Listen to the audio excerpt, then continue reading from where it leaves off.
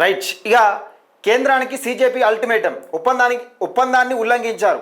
సర్కార్ నుంచి లిఖితపూర్వకంగా హామీ కావాలి. ఎఫ్ఐఆర్లు ఉపసంహరించుకోవాలి. విఫలమైతే మళ్ళీ ఆందోళన చేపడతాం. డెడ్లైన్ దాటితే నిరసన తప్పదు. కాక్రోచ్ జనతా పార్టీ డిమాండ్ చేస్తూ ఉన్నారు. ఇది కేంద్ర ప్రభుత్వానికి కాక్రోచ్ జనతా పార్టీ ముచ్చెమటలు పట్టిస్తూ ఉన్నది.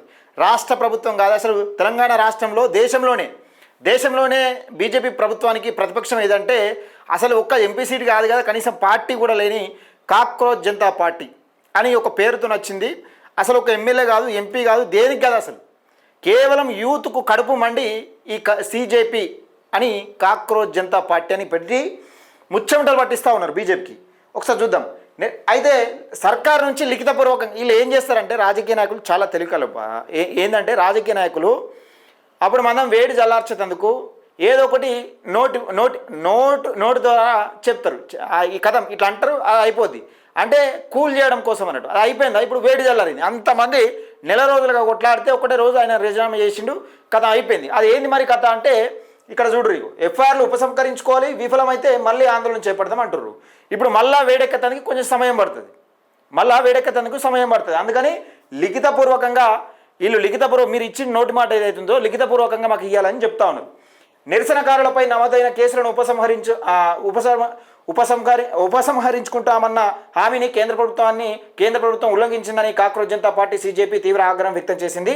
విద్యార్థులపైన నమోదైన ఎఫ్ఐఆర్లను రద్దు చేసి అరెస్ట్ అయిన వారిని వెంటనే విడుదల చేయకపోతే మళ్ళీ దేశవ్యాప్తంగా ఆందోళన ప్రారంభిస్తామని కేంద్రానికి స్పష్టమైన అల్టిమేటం జారీ చేసింది. కేంద్ర విద్యాశాఖ మంత్రి ధర్మేంద్ర ప్రధాన్ రాజీనామా చేయడం, విద్యార్థులపై కేసులు ఎత్తివేతకు ప్రభుత్వం అంగీకరించడంతో జూలై 25న తాము నిరసన విరమించినట్లు సీజేపీ నేతలు గుర్తు చేశారు. ఆందోళన సమసిపోగానే ఒక్కొక్కరిని లక్ష్యంగా చేసుకొని పోలీసుల వేధింపులకు గురి చేస్తున్నారని మండిపడ్డారు. ఇగో అసలు ఆట మొదలుపెట్టారు. ఇక్కడ బీజేపీలు ఇప్పటికే మోడీ ప్లాన్ మీకు తెలియదని ఇక్కడ ఏం చెప్తా ఉన్నారంటే ఈ ఉద్యమాన్ని అణిచివేస్తారు, అలాగే ఈ ఉద్యమానికి కారకులైన ఉద్యమాన్ని ఉవ్వెత్తున ఎగిసిపడాలి. ఇప్పుడు తెలంగాణ రాష్ట్రం ఉంది, సపోజ్కు తెలంగాణ రాష్ట్రంలో బీసీ ఉద్యమాన్ని తీర్మార్మలన తర్వాత ఎవరైనా ప్రజల్లోకి బలంగా తీసుకుపోతున్నారంటే అది వట్టజానన్న పని ఏం చేస్తూ ఉన్నారు?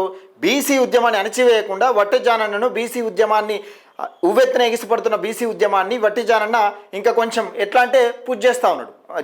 తీర్మార్మలన అడుగుజాడల్లో అడిగేస్తూ తీర్మార్మలన అడుగుజాడల్లో నడుస్తూ ఉన్న వట్టజానన్నను ఆర్థికంగా దెబ్బకొట్టే ప్రయత్నం చేస్తున్నారు, అక్రమ కేసులు పెట్టే ప్రయత్నం చేస్తున్నారు, పీడీ యాక్ట్ కూడా పెట్టారు. ఒకట్లా అన్నట్టు.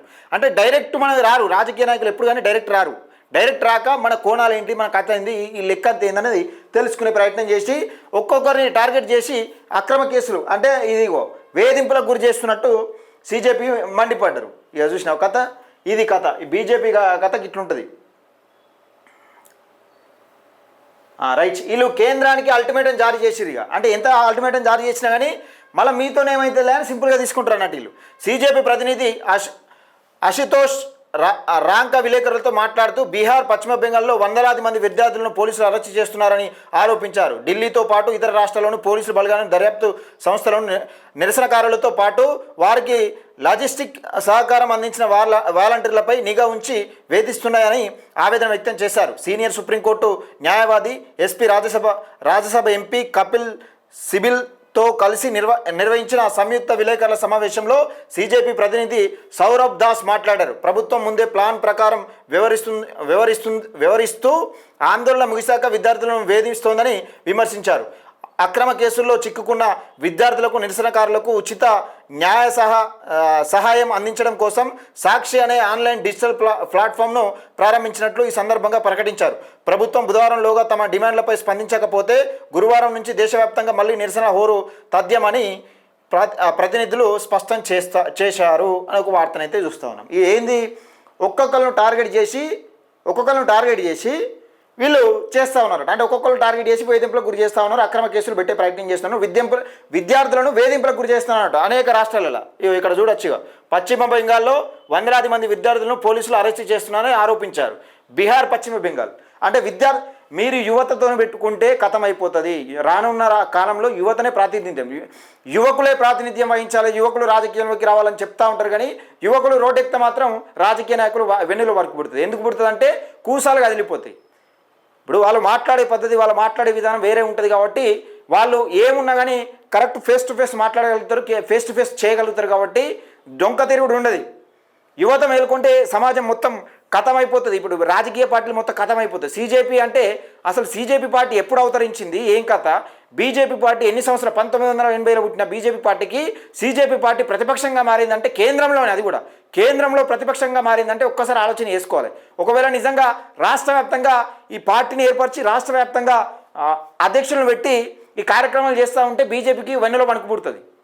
ఈ సీజేపీతో పొత్తు కూడినా కూడతారు. రాష్ట్ర వ్యాప్తంగా ఇప్పుడు కొత్త కొత్త పార్టీలు ఏవైతున్నాయో సీజేపీతోనే అల్టిమేట్గా పొత్తు కూడిరనుకో పరిస్థితి ఏంది?